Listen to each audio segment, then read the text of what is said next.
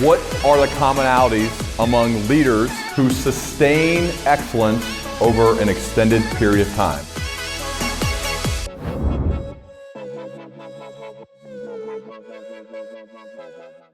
All right, Josh, it's great to have you here on the Learning Leader Show. Welcome, man. Ryan, thanks for the invitation.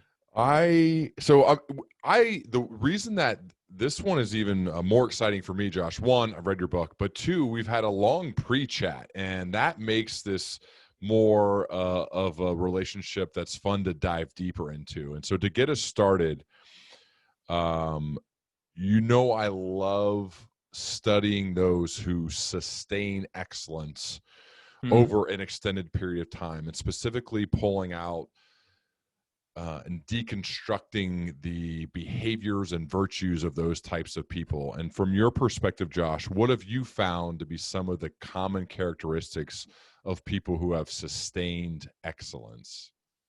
Yeah, people who are excellent at what they do learn constantly and experiment constantly. So I think one of the things that you'll very often see in top performers of all kinds is that they are obsessive about learning all of the details, the nuances, the tricky bits about what they do. And then when they're in the process of doing it, it's not a cookie cutter approach. They don't do the same thing over and over again. They'll tweak it a little bit. They'll try something just to see what happens. And if you do that over a long enough period of time, you become one of the best in the world at what you do. This is certainly something that you've done. You've written a book called The First 20 Hours, How to Learn Anything Fast. And on your website, you talk about how you help people with rapid skill acquisition.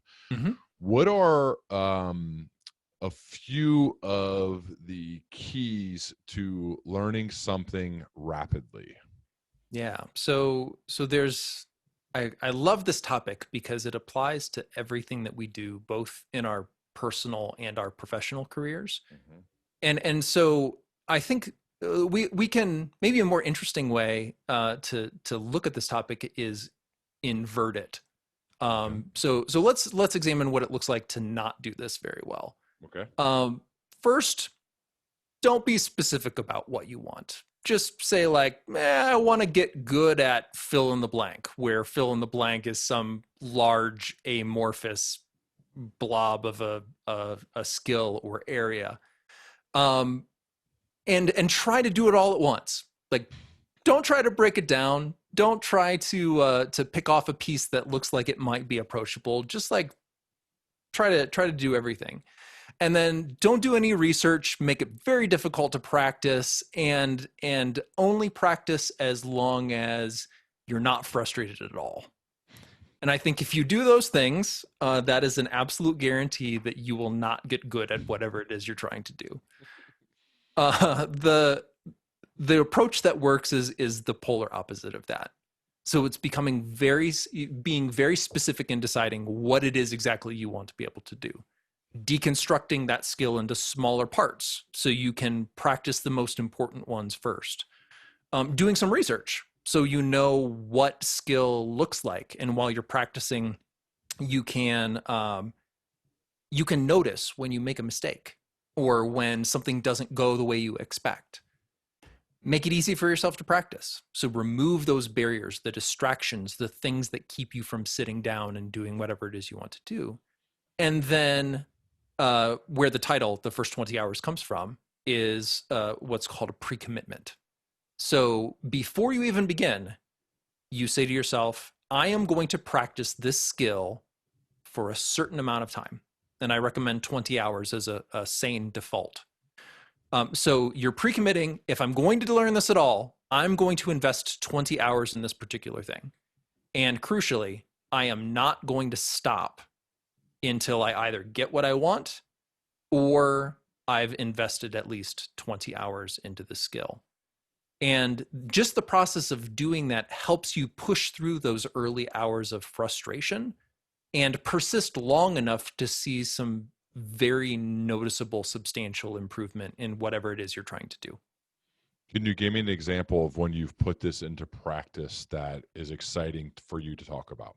Yeah. So the back half of the first 20 hours as a book, my work is very research based. Like I'll go into the literature, I'll read a bunch of books, I'll read academic journals and papers. And then the goal is to extract some either insight or concept or some method or technique that is helpful. And so for the first 20 hours, I did that. I went into the cognitive and behavioral psychology literature about how we learn, how we become good at things over time. And then I made a method out of it. And the entire back half of the book is me trying this technique on a bunch of wildly different skills. Some for work, some for personal interests, some cognitive skills, and some motor skills.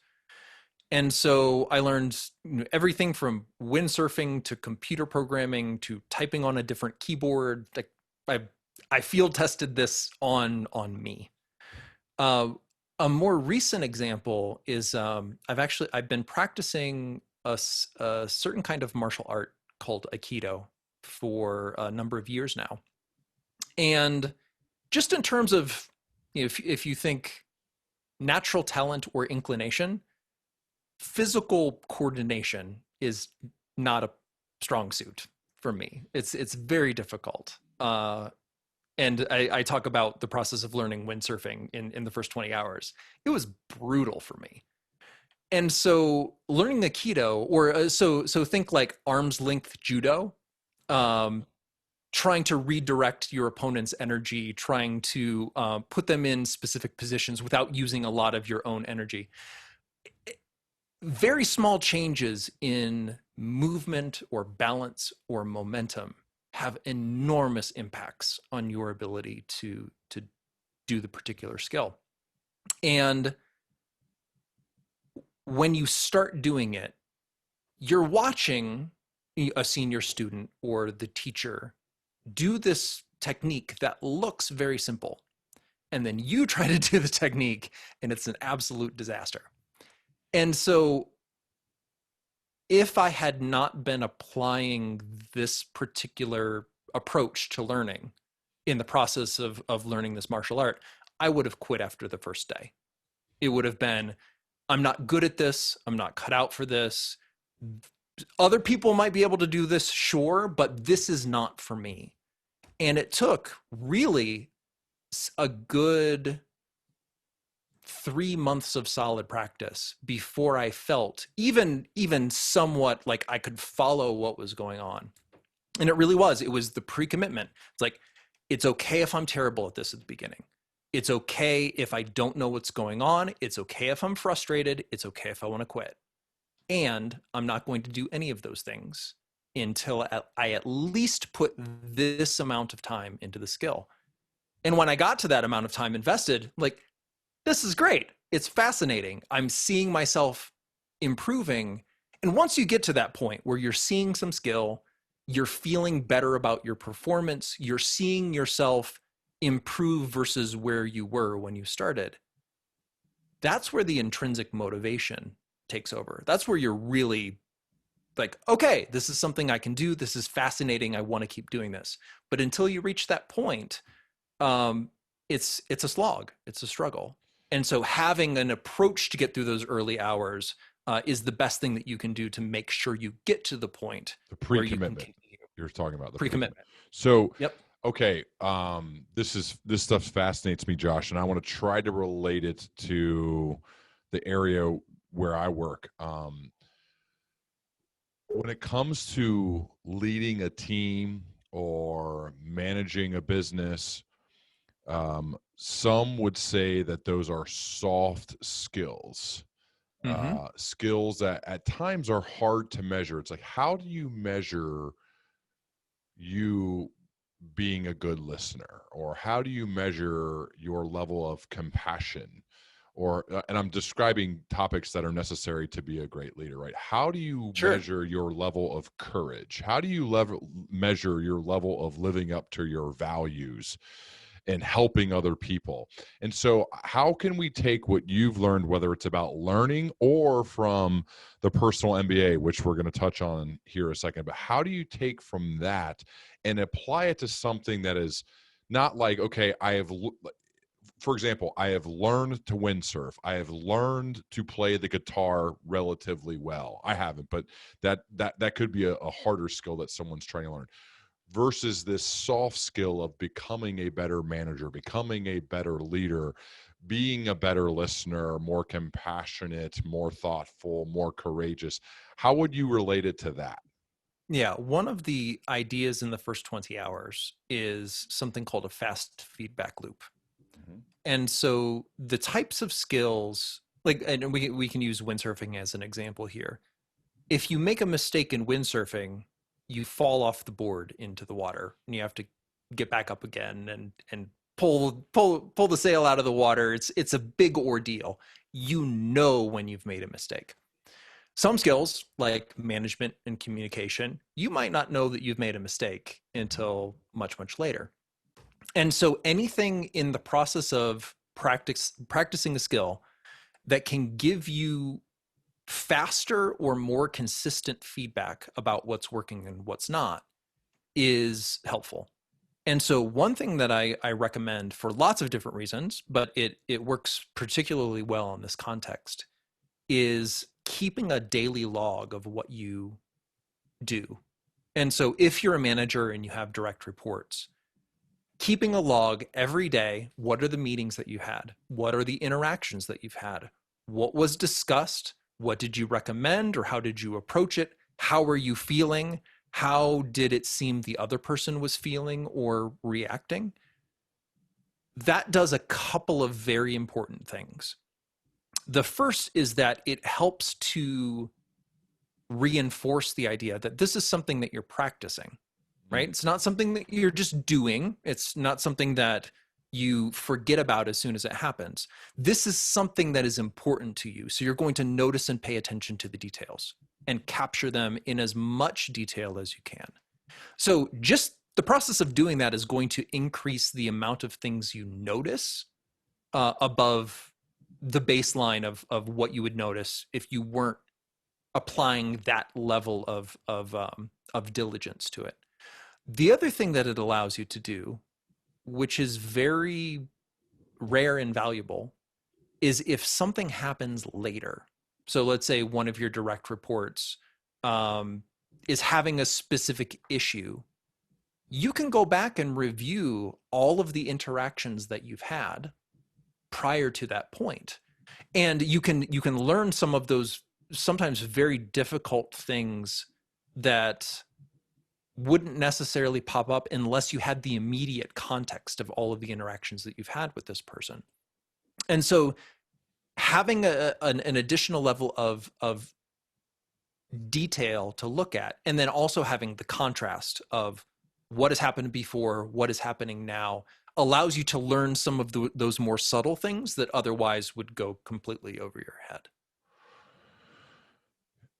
I read in your acknowledgement section of Personal MBA that you owe your curiosity about the world and open heart to your parents. Yeah. In the times we've talked, Josh, I sense you to be a very aggressively curious person. Do you feel this was something that was fostered by your parents, or perhaps, I guess I'm asking a nature versus nurture question. How much of it, for those people who are currently listening, they're like, Josh is kind of intimidating to me. Like, I think he thinks, and I think there are people thinking that because I feel that way. I think there are people thinking, I just don't have time to think that way, or into that depth of things about windsurfing or karate or aikido or whatever it may be. Sure. Yeah. So it's really there's multiple questions here, but I want to talk about your curiosity and your aggressive pursuit of being curious and how that could be fostered in others. And the reason, that's the part of the reason why I brought up your parents, of how we could do that for other people, because I think that skill is your superpower. That's what creates all the magic in your life, is your aggressive pursuit of learning, of being curious about a variety of topics. What do you think? Yeah, I think on the nature versus nurture side of things, I think it's always a combination of both. Mm-hmm. And so for me, one of the defining aspects of my mind or my personality is a desire to understand what's happening, to understand the world around me and how it works and why it works that way. I think that's a thing that, as far as something can be baked in, that's baked in there pretty deep. Mm-hmm. I think the nurture side of things is a consistent encouragement from my parents to examine all of that and to read and to learn and to explore and to try things. I don't know if I've told this story before. I get this story by way of my mom. I went fishing with my uncle one day. I think I was 4. And we went to the local rock quarry that was stocked with fish, and we caught a bass. And I was so excited, and I kept telling my uncle, "We need to go home. We need to go home right now. There's something that I need to get." And little 4-year-old hyperactive me, he's like, "All right, we'll drive home." And I ran straight to my room, and I got a 6th grade science biology textbook that my dad, who was a 6th grade science teacher, had brought home to evaluate. And I flipped to the table of contents. I found F for fish and opened the book to those like plastic overlays where you can see like the multiple layers of an animal. Mm-hmm.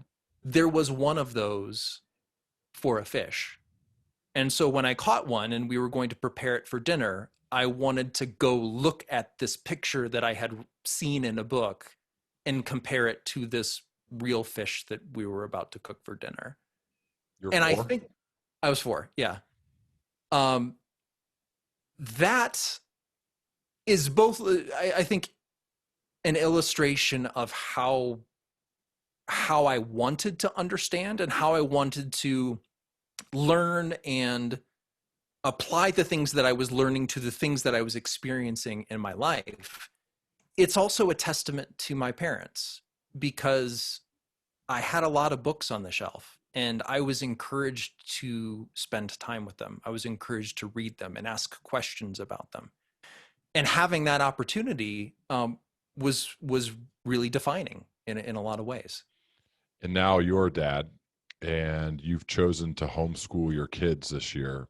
Yeah. And we briefly talked about this, but I would love to know what was your process to prepare to be a homeschool teacher for a year?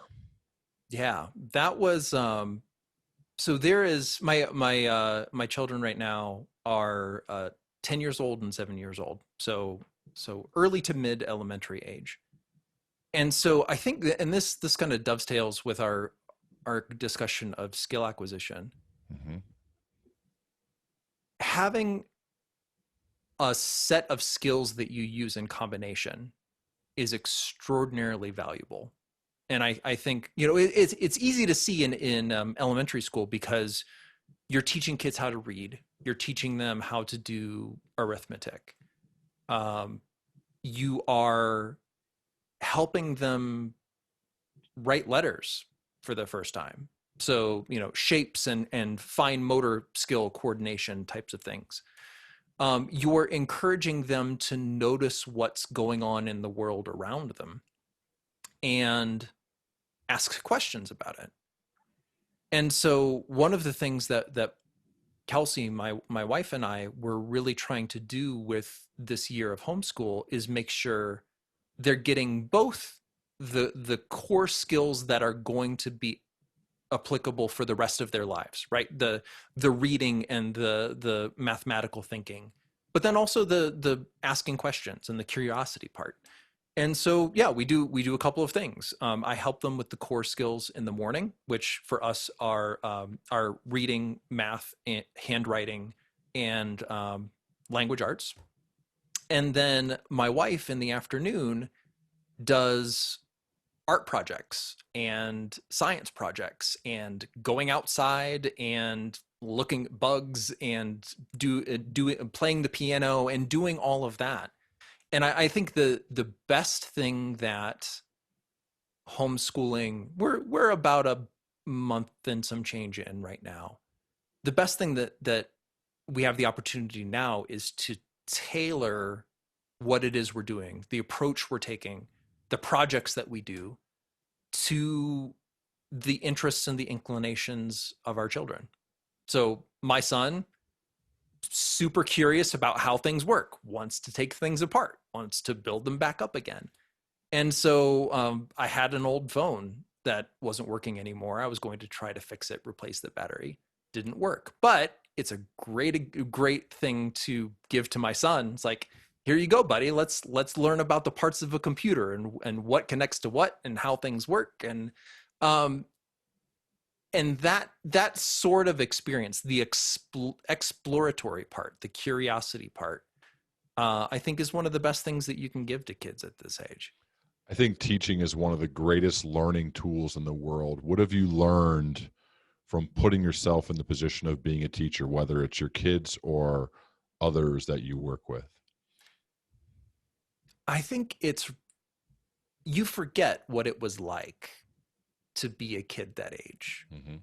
I think one of the frustrating parts is that, so my son is almost 7, and the attention span sometimes is not exactly what I, as an adult, would prefer it to be. Mm-hmm. Sometimes things take longer, and the reason that happens is because focusing and paying attention and figuring things out when you don't know the answer is a skill that needs to be learned as much or more than the academic skills that we're working on right now. One thing that it's a phrase that stuck with me for years. I think I came across it on Less Wrong. There's an essayist, Eliezer Yudkowsky, who's written on that site for years, and he had a post on education, and he used the phrase, he was distinguishing learning versus guessing the teacher's password. And I've never forgotten that phrase because it's so illustrative of the way many of us approach learning in general. It's like we're not fully understanding what's going on. We are picking up a phrase that we can use in a conversation to get approval from another person. And those two things are not the same. And so even this morning, my son was doing a handwriting project that was requiring looking at something and answering a question. And he would answer it, and then he would look over at me to try to gauge my facial reaction to see if he was on the right track or not. And so one of the things that I'm really trying to encourage with both of my kids is, don't try to guess my password. Try to figure out what the answer is. Write it down, be confident in that assessment for yourself, and then we'll go back and we'll talk about the things that you get right and the things that you get wrong, or we need to practice more or whatever.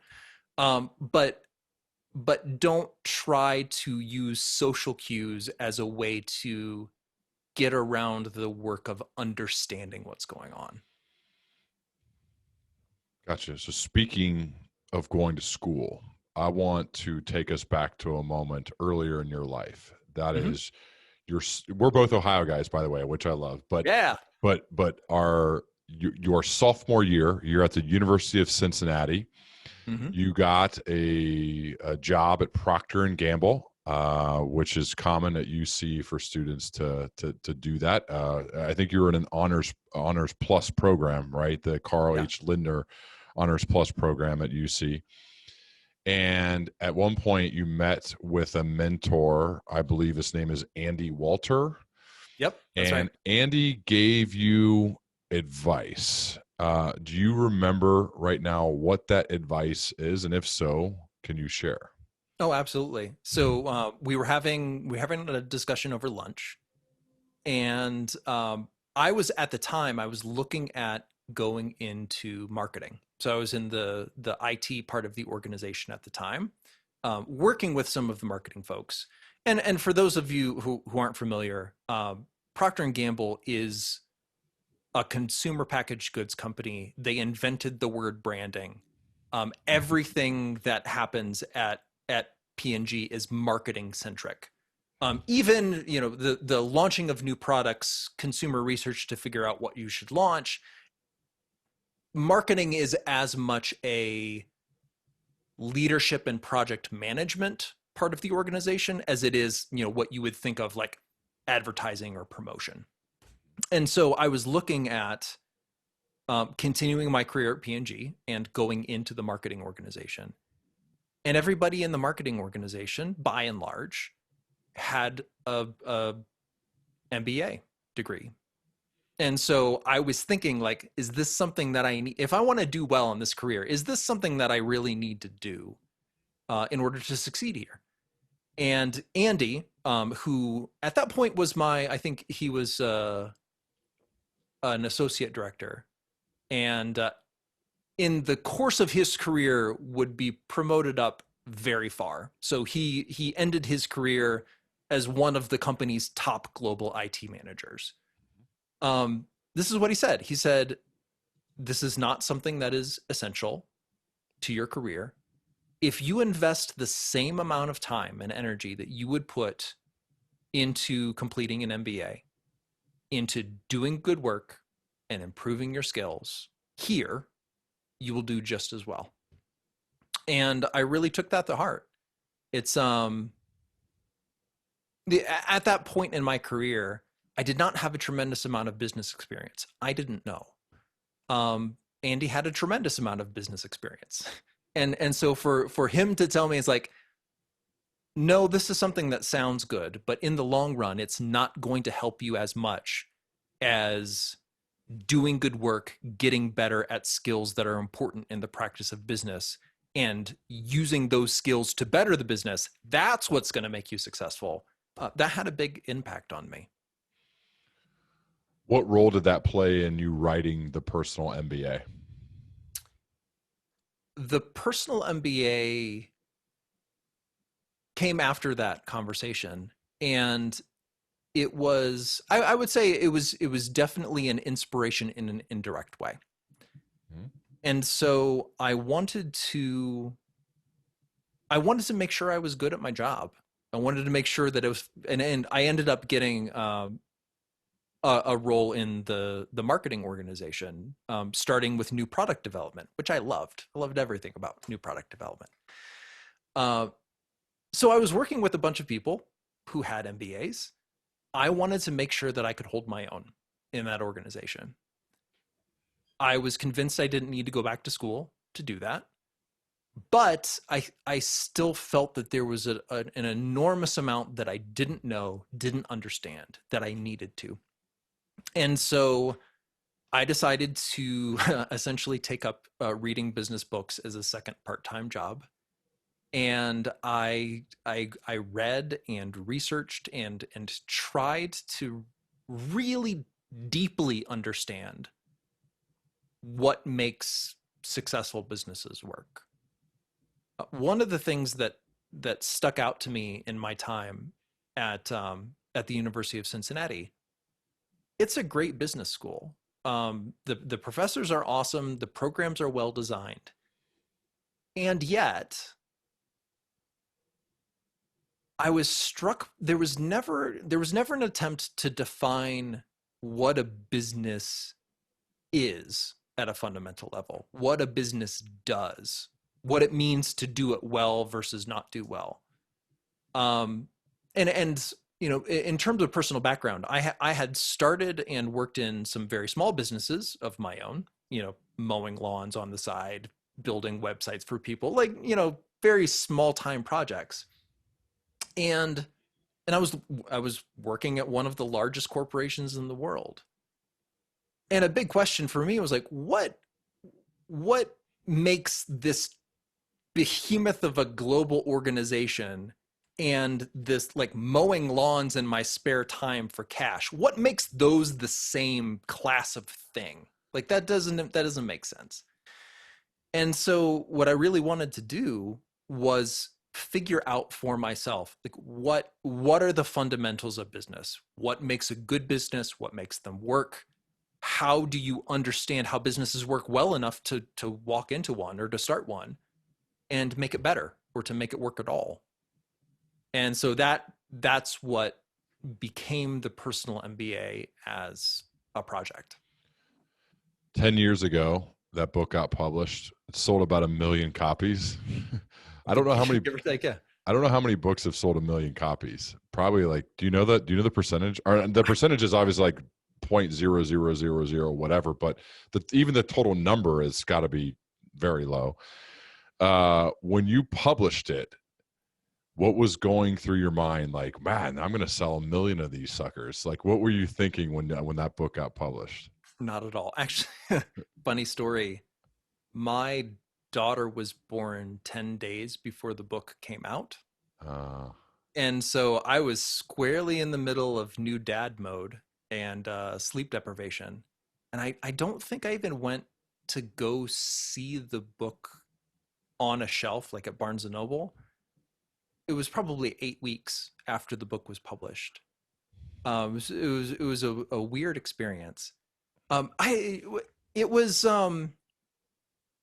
the book, I never expected or planned or had a goal of becoming an author, writing a book. I originally, when I was putting together these notes from all of my reading for myself, I kind of had it in the back of my head, like, yeah, maybe I'll create a course out of this, you know, teach it, do something with it. And through a series of very fortunate circumstances, happened to meet the head publisher of the business imprint of Penguin, now Penguin Random House. He's like, we should talk about this. This would make an interesting book. And so for an accidental career, this has gone extraordinarily well. And I think the thing that's most gratifying about it is in the process of writing the book, it was really like, okay, if I had to read hundreds and hundreds of books, thousands of books in total, in order to learn the fundamentals of what businesses are, how they work, how to make them better. And when you read that amount of material, the same ideas just keep coming up over and over again. And so the genesis of the book, as in terms of how it's organized, is what if you just took all of those most important parts and put them all into one book and explain them in very clear, very simple, very straightforward language. And the defining factor on whether a concept made it into the book or not is, does this apply to one of the largest businesses in the world like P&G? And does this apply to the person who is mowing lawns for spare change? And if it's universal in that way, if it applies to the largest of the large and the smallest of the small, that's a really good litmus test for there's something important to understand here.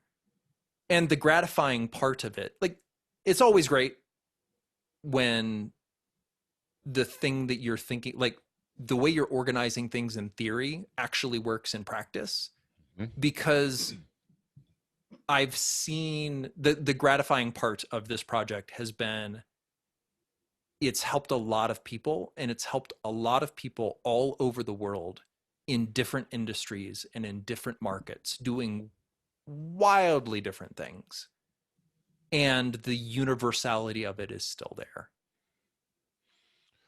I've written down a few concepts that I'd love to ask you to go deeper on if you're cool with that. Yeah, totally cool. So the word management. Okay, let's just talk about the word management. It's a bad word to some. It's part of the reason why I put it in the book title that of my book, "Welcome to Management and Not Leadership," is because I don't want it to be a bad word. I don't want people to think like, "Oh, managers or micromanagers." Um, can you from your perspective and your definition of writing one of the seminal books on a business, and managers are a part of a business, can you share a couple things? One, the purpose of management and what it looks like when done well. Sure. Yeah. So management really is just the act of coordinating a group of people to achieve a goal. That's it. It's not any more complicated than that. It's complicated in practice because people are different, moving parts are different, projects are different. But really, when you're doing management, you are trying to get a group of people to all put their effort in one particular direction to achieve a specific thing. And I think where people get a little bit caught up around it, management is not business. So I think particularly, the business school conversation, a lot of times those two ideas are conflated. If you're a good manager, you're a good business person. Not necessarily. Management is also not leadership. So leadership in terms of defining what the goal is, trying to account for change and uncertainty and all of those things. Management is really just the process of trying to get the right things done. And for managers, I think it's really important to understand that management is a support function. It's not necessarily a decision-making function. And so there's this great quote that I put in the Personal MBA by Joel Spolsky, who has started a number of successful businesses, including Fog Creek and Stack Overflow and Trello, things like that. And the way that he puts this is the management team isn't the decision-making team; it's a support function. So you might, and this is a direct quote from him, you may want to call them administration instead of management, which will keep them from getting too big for their britches. And he says, like, the goal is not to have the manager be the smartest, most experienced, biggest brained person on the team, and everybody else just follows their direction. You want to have a bunch of people who are good at doing whatever it is they do, and then management is the support that keeps most of their time and energy focused on the thing that needs to be done without distractions. And so I think when you see good management, you see a couple of things. Part of management oftentimes is recruiting, getting the right people on your team in the first place. So you want the smallest group of people who can do the job well and quickly and effectively. Managers are communicators. And so communicating with the team members, communicating with the people in the organization who, for example, supply budget or are deciding on priorities, resource allocation, things like that.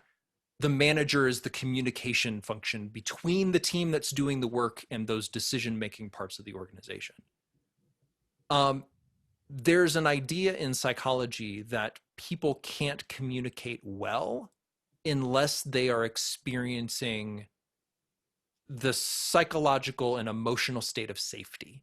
If somebody is feeling threatened, if somebody is feeling overwhelmed, effective communication shuts down very quickly.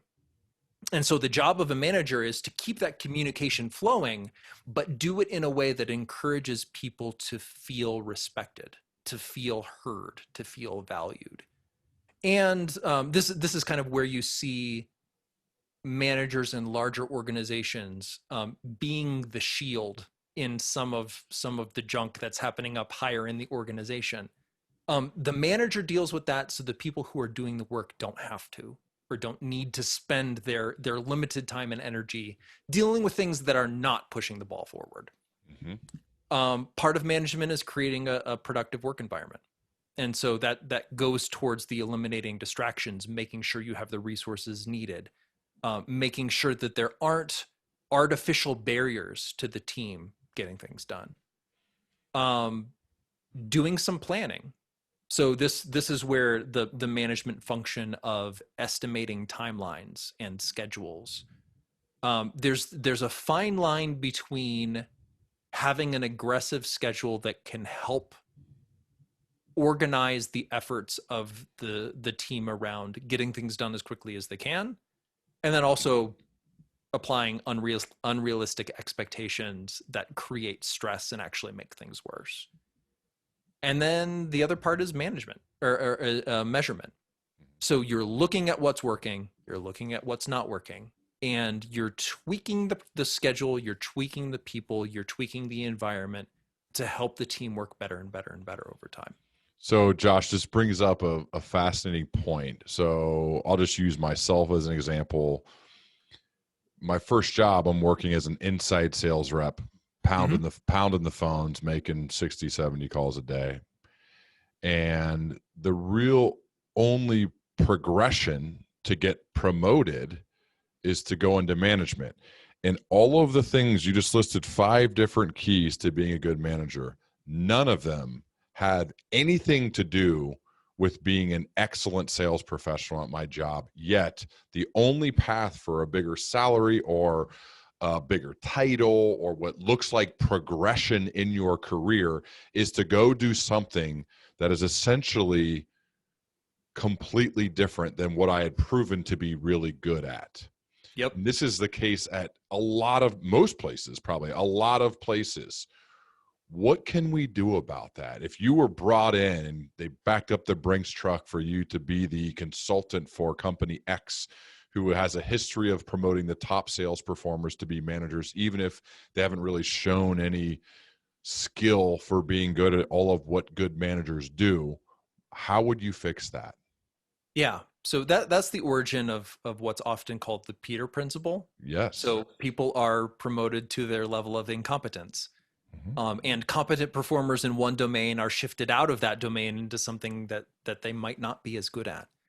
I think there's an inherent status in leadership and decision making, being the person in charge, being the person responsible that other people report to. I think in the context of business practice, that's a good example of status malfunction.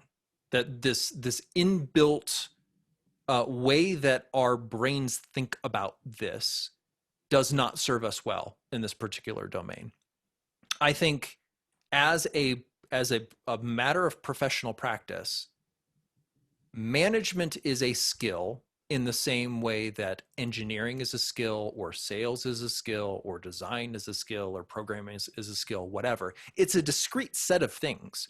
And what's fascinating is that oftentimes management done well, you should have a background in what your team is doing, what the demands are, what the time requirements, the mental and emotional requirements, all of that. You should have a background in it, but you don't need to be an expert in doing the thing that your team is doing, because your job as a manager is coordination and communication. It's completely different. And so I think organizations that understand the reality of that can treat management not as a level up, not as a way to promote people, not as a way of rewarding top performers with higher pay, better benefits, whatever. It's a completely separate career track within the company.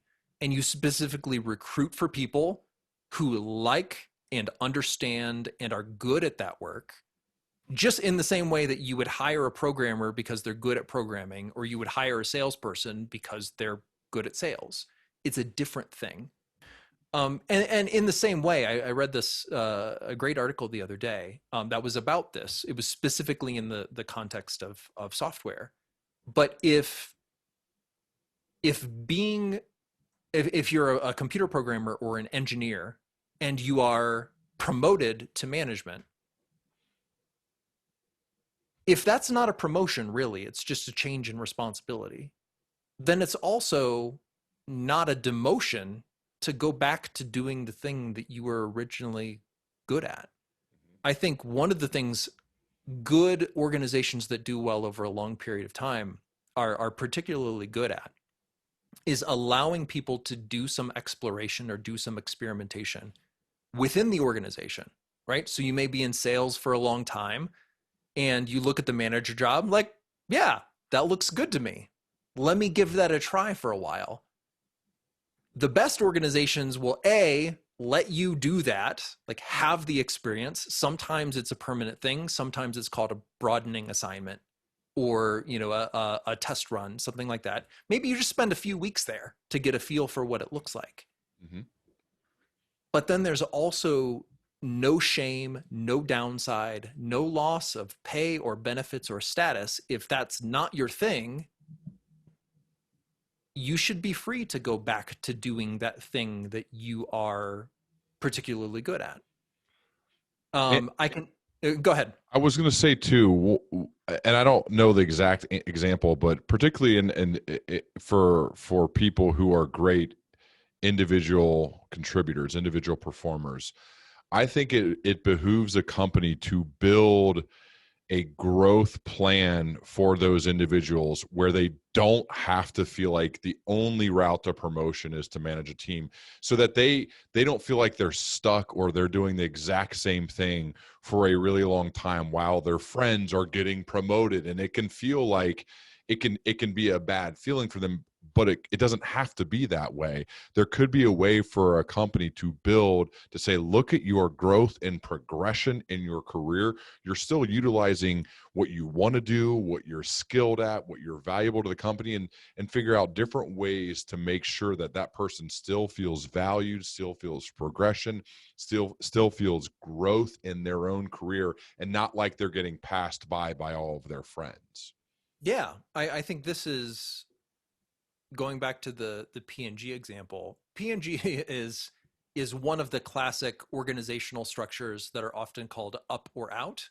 You're either promoted to progressively greater levels of management and or leadership, or you leave the organization and you go do something else. I don't think that's a good way to do things long term, particularly in the sense of if you are recruiting great people, if you are building their skills over a very long period of time, being good in specific domains is an asset to an organization. So, speaking from my own experience, if there was a product development track at P&G where that's a discrete job that you can get good at, and maybe you go between industries or you go between sectors, like you still have a broad range of experience, so you're not selling the same product or thinking about the same thing for 20 or 30 years. Great. But if there was an opportunity to do that over a longer period of time, that would have been very enticing for me. And because progression looked like moving up to greater and greater levels of management, and that was something, having had the experience and being okay at it, but not enjoying it, finding it relatively stressful, finding it not the kind of thing, like sitting in meetings, not my favorite thing to do, frankly speaking. And so having a career of meeting after meeting after meeting, not for me. But understanding that people can progress in certain skills that are valuable to the organization, and it's in your interest as a business owner, as a business person, to develop and retain high levels of skill in areas that are critical to your business over a very long period of time. Thinking about management as one of those skills, but not the master skill, not the most important skill, one of a series of things that you need to have. That's the most useful way to think about it. One more topic, Josh. What does commander's intent mean to you? Commander's intent. Commander's intent is an idea that comes from the military, as you might expect from the title. And commander's intent is the idea that when you are a leader or a decision-making authority, someone who has the ability to say, this is what we're going to do and this is why we're going to do it, the least effective thing that you can do is make all of the decisions, the ground level decisions, on the way to getting to that end objective. That's called micromanagement, and everybody universally hates micromanagement. It's also extremely ineffective and inefficient, and here's why. And this is an example that comes from the military usage of the term. Let's say you are a battlefield commander, and you say, all right, our objective is to take this hill or this location. Well, let's say that the opposing army has a tank or 500 soldiers on that particular location, and the objective is impossible. If you're micromanaging, there's only one thing for the squad to do, and it's to come back to you, the commander, and say, sorry, boss, that's not possible. Tell us what we should do next. And so you get a lot of ping-ponging back and forth instead of what would be most effective. That squad is a bunch of people who have brains and eyes and experience. And instead of being forced to come back to you, by explaining exactly why it is that this objective is important, how it fits into the bigger picture, how it supports the overall mission. When things change in the field, supplying the intent allows them to say, all right, this way of doing it might not be the smartest way to do it right now, but here's this other thing. There's another opportunity we're seeing right now that gets us closer to the objective. We're going to do that instead. And it prevents them from coming back to you, prevents the micromanagement cycle from happening in the first place. I remember General Stanley McChrystal talking about this on my show here. We've had him on a few times, when he mentioned that if the order we gave you before you got there turns out to not be right, then perform the order we should have given you. Yes, that you learned in the that you learned in the moment. And also back to, and there's a lot of people who have written about this, the phrase, and I've written about it too in my book, the map is not the territory, which comes in battle and comes in actually building sales territories. Just putting together a bunch of zip codes is not necessarily the way it is. And I would encourage people to Google "the map is not the territory" if you want to learn more about this, because there are a lot of really good articles written about it. But I think it flows well with commander's intent and understanding and pushing pushing decision making closer to the action. Yes. In your business, in battle, whatever it may be. But first of all, hire, train, and develop the type of people that you want to empower, that you can push that responsibility of making very important, sometimes life and death decisions to those people, because they're the ones who are most capable of making an informed decision, whereas you may be hundreds or thousands of miles away and they're right there. They can see it with their own eyes. They probably are going on average, are going to make better decisions than you being far away. Yeah, and this goes back to the idea that uncertainty and change are inherent parts of the reality we're all living in. There's no such thing as creating the perfect plan and then executing it step by step with no deviations, with no surprises, with no necessity to take another look at what you plan to do and change your strategy. And so the more autonomous units you have, and this is another bit of research that has been replicated across all sorts of different industries, but is particularly true in the military. If you look at elite military forces, you'll see a small autonomous squad of somewhere between 6 and 10 people. Usually around 7 to 8 is the sweet spot. If you look at surgical teams, if you look at firefighters, if you look at any group of people that are responsible for working together towards a specific goal, you'll very often find the range 6 to 8 people is as an autonomous unit that can make their own decisions, that can change their own strategies, adapt as necessary. That's the sweet spot. And the reason it's the sweet spot is this idea called communication overhead. So the more people that you are responsible for communicating with as you're doing your work, the more time you are communicating and not actually doing the work. So, if you're responsible for coordinating a group of 100 people and all 100 people have to understand what's going on and agree to whatever it is that you're doing before it happens, that project is never going to get done because you're spending close to 100% of your time on the communication. And so having these small elite autonomous teams, that small group allows you to, so every person in that team adds capacity, like real capacity to push the objective forward, but they're not adding so much communication overhead that it detracts from the group's ability to get things done. Great stuff, Josh. Pages and pages of notes. We could talk for hours, and I'd love to record another one with you, but I just want to say thank you so much. The 10th anniversary, second edition. Can you share more about the Personal MBA and all of the updates and how different it is from the first one?